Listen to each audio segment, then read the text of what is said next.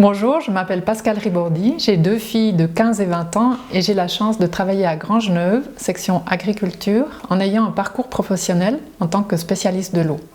Je travaille sur le subventionnement de projets d'amélioration foncière tels que l'irrigation ou l'approvisionnement en eau des alpages, qui sont des thématiques traitées dans le plan climat. J'ai été chargée en 2021 de la réalisation de la mesure S5.10 Agriculture résiliente.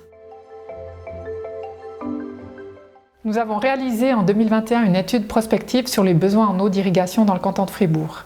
L'objectif était d'évaluer les besoins en eau et de les comparer avec les ressources disponibles. Cette étude a permis de confirmer que le canton de Fribourg est dans la bonne voie avec sa stratégie de privilégier les prélèvements dans les grands cours d'eau et les lacs. Je prends l'exemple du projet Arrobrois, un projet d'envergure porté par 200 agriculteurs qui prévoit de pomper dans le lac de Neuchâtel et qui permettra justement d'une part de garantir le maintien d'une production durable dans la région et d'autre part de contribuer au succès de la revitalisation de la Broye en déchargeant ce cours d'eau des prélèvements agricoles. Alors comme souvent pour les projets transversaux, il s'agit de dégager suffisamment de temps pour faire avancer le projet.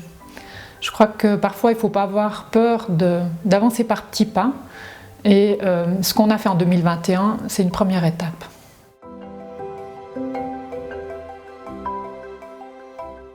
Alors le point fort, c'est d'avoir intégré toutes les parties dès le départ, pour l'instant surtout au niveau de l'État. Donc pour la suite de la mesure, il s'agira surtout de travailler directement avec les agriculteurs. Pour l'instant, nous avons surtout concentré les efforts sur l'irrigation, mais c'est sûr que ce n'est pas la solution miracle et qu'il faudra travailler sur les autres axes de l'adaptation, par exemple l'adaptation des cultures, des espèces, des modes culturaux ou la gestion des risques. Donc pour la suite de la mesure, il est vraiment prévu d'élargir le spectre des mesures et de travailler sur tous les axes de l'adaptation pour favoriser une agriculture résiliente.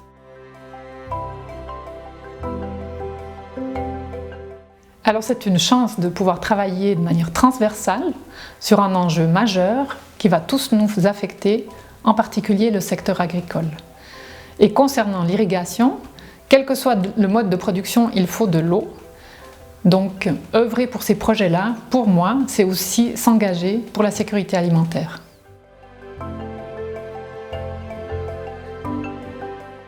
Mon plan climat. Alors sans hésiter, c'est manger local. Ce qui est génial, c'est que c'est un engagement qui n'est même pas une contrainte, au contraire, c'est un plaisir de se procurer de la nourriture saine, surtout si on sait d'où elle vient.